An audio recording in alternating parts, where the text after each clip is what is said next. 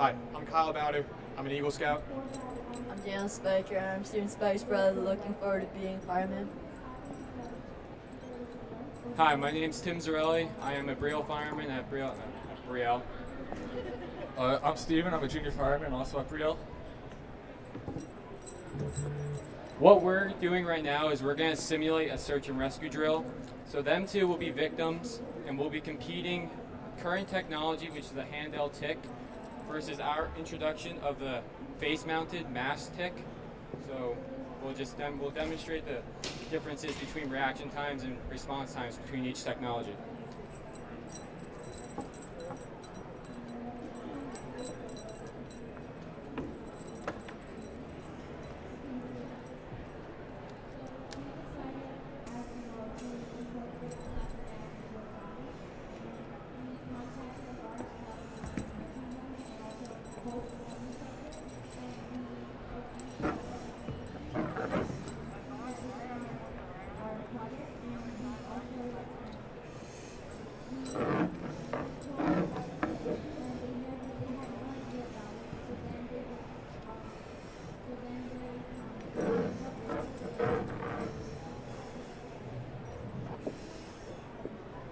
As you can see, with our product, it's faster and easier to find a victim and get them out safely.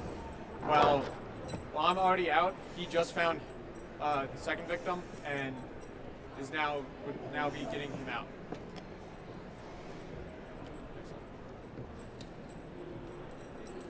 So the two problems with the TIC that they're using now, or the thermal vision camera, is that it takes longer to move throughout the house to find the victim and to get them to safety. Also, you have to stop, look around, look at the TIC, go back down, and then try and memorize where that heat source was.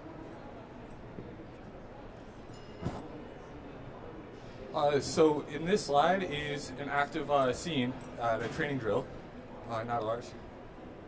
But this is what the firefighters see. They're looking straight down at the ground unless they have a thermal imaging camera, which Timmy had, and he has to look up and go for it. Our solution, on our SCBA mask, right, which I handed out, we have an inverted pendulum, which uses gravity to keep the camera actually going straight. So that means it's self-adjusting. We're going to have a hard lens, so you can flip it up and you can look through, and you can flip it back down. And then in order to make them environmentally friendly, we are using old SCBA masks. This is a design of the inverted pendulum created by Chris Pelangio.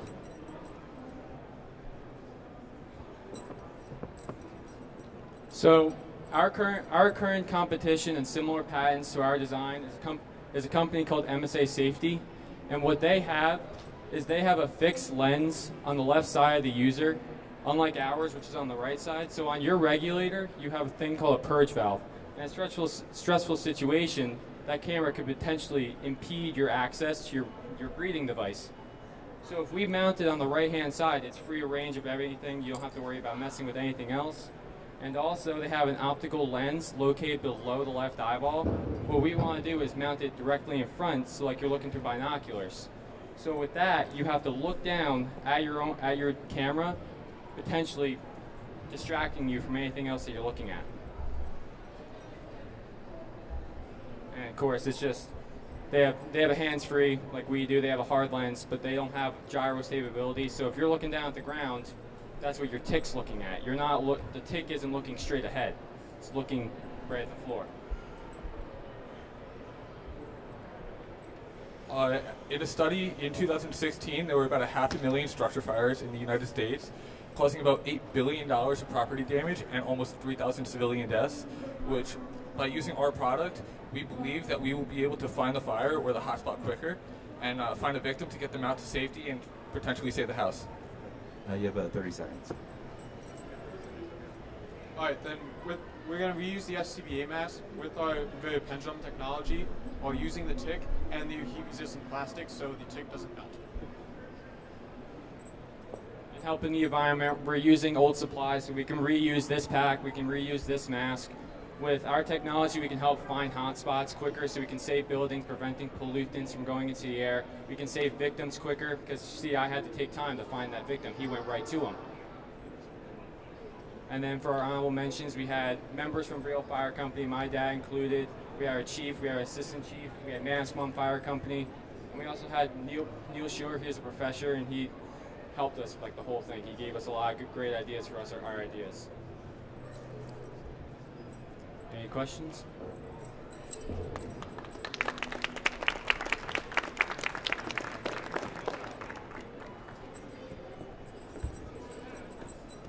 I guess I think I asked the same question during regionals, but have you thought about what your market is and pricing and overhead and all that? So our market is for fire departments. We're hopefully going to have the person who takes the thermal imaging camera into the fire is lieutenant, and we're hopefully just going to be able to sell one per each rig to each fire department. That's like kind of our main market right now, and then hopefully we can expand more and get it into every single seat in every single fire department on every rig. We also, expanding upon who we're trying to sell it to, we are in contact with a police officer that in their department, they're the first ones on scene for every fire call, so they always go into the building first. They're searching the building to see if there's any victims.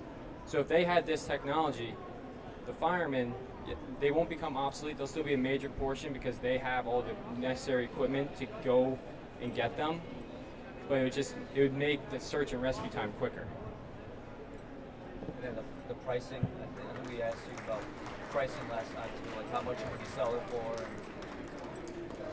It was roughly, if we wanted to repurpose old masks, like before we were talking about doing brand new gear and everything, with a repurposed mask and everything, it would roughly be around $1,500 for complete rework of the entire system, installing the new TIC, running the wiring, putting the optical lens in so the user can use it. It's just be a lot cheaper than using everything else.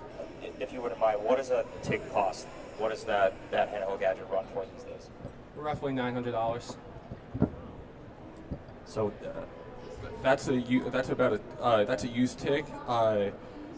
There were I think a new one we found for like $1,900 roughly. We might be able to get it down a bit cheaper. so your rate is competitive. Is Yes. what I'm getting at. So you talked about having the ability. Some people display it in a lens. So a lot of new cars have heads-up displays right on their windshield now, and you have a lot of real estate in that mask. If you've seen Iron Man, something like that, have you thought about maybe instead of putting a monocle or something, just displaying it on one portion of the face, and then you could have your own data, how much hair you have, your own, and expanding to make it more than just a TIC. Currently, we are trying to figure out that solution. As you can see on a mask, it's really close to your face. Like it's right up against your eyes, and you won't be able to make out certain numbers that you might have to read. You'll be able to see like different colors and blurs, but if you want to know that you have like 5 minutes left of air, you probably won't be able to see it. We're trying to find out how to we're trying to find out how to project it onto the smoke in the actual building.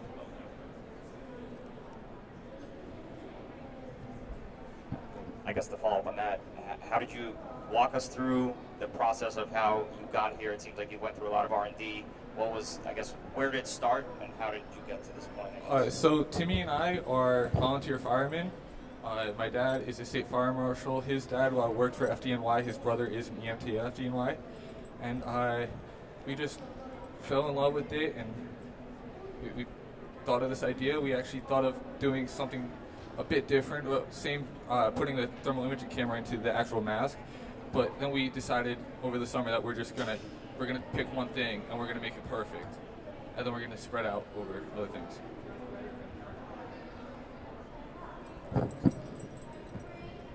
Have you spoken to the state association that represents the firefighters for all of New Jersey?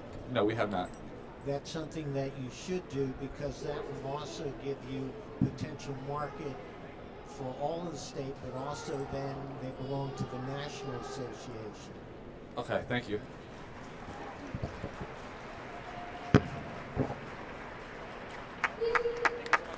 Thank you. We're here at the Finals of the Steam Tank Challenge with some students from Manasquan High School with the TIC Mask, which I'll have them explain. But first I'll have them introduce themselves. I'm Steven Spiker. I'm Kyle Bowder. Tim Zarelli. Down Spiker. First of all, what's a TIC mask? And obviously, you're in your fire gear, so it has something to do with that. So what a TIC mask is, it's an abbreviation for thermal imaging camera. It's the handheld device that will read thermal radiation from an object, because everything produces thermal radiation. So it reads the amount that's being produced, and it gives you a numeric display of what the temperature is. And the reason why we wanted to come up with this handheld design is because in a fire situation, we want a fireman to be as hands-free, as mobile as possible. With that system, he has to stop. He has to physically stop what he's doing, pick up his TIC, scan the area, perceive the image that's projected on the screen, and then act. That's just wasting time. It might be risking people's lives. Now, I'm taken by your wardrobes here. That a couple of you are firemen. All right, so that's where the idea came from. I'm guessing. So you took that idea, and how did you improve on it? So last year, we just had it implemented on the side, kind of like what Scott Site and MSA had. And we found out that we're going to be infringing on the patent if we took our idea. And we decided, hey, we're going to put on a gimbal. We're going to make it wide angle. And yeah, kind of what we did. Why don't you show us what your prototype looks like?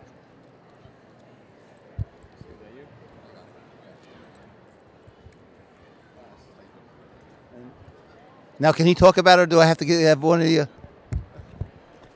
So as I look down, right, the gimbal will always be facing forward. The camera will always face forward. When I look up, it will still be facing forward. When I'm facing forward, it will be facing forward. When I look left and right, the camera will go with me. We're gonna make a wide angle lens right here, and hopefully it will work. All right, so you're a freshman, right? Yes. And the rest of you are seniors. Did you start this as juniors? Yes. Okay, and so I assume you did not do this just like one period of class. You had to do some field work. You had to work over the summer. Is that correct? Yes. Yes, it is. So your seniors, what do you think you're going to be doing when you get out? I'm going to give you a couple of years because I know you're only a freshman. I'll be flying airplanes, hopefully. Hopefully a civil engineer. I plan on going FDNY fireman. Oh, that's great. My cousin's a FD. So I have one other question for you. How did you feel? I know you put a lot of time and effort. There were 400 presentations and entries. You made it to the finals. How did you feel when you found out? We haven't heard too much from you. We were kind of surprised because we were surprised about how because we had like about 6 groups from our school also present in the semifinals. And so we were kind of surprised about how some didn't make it with us.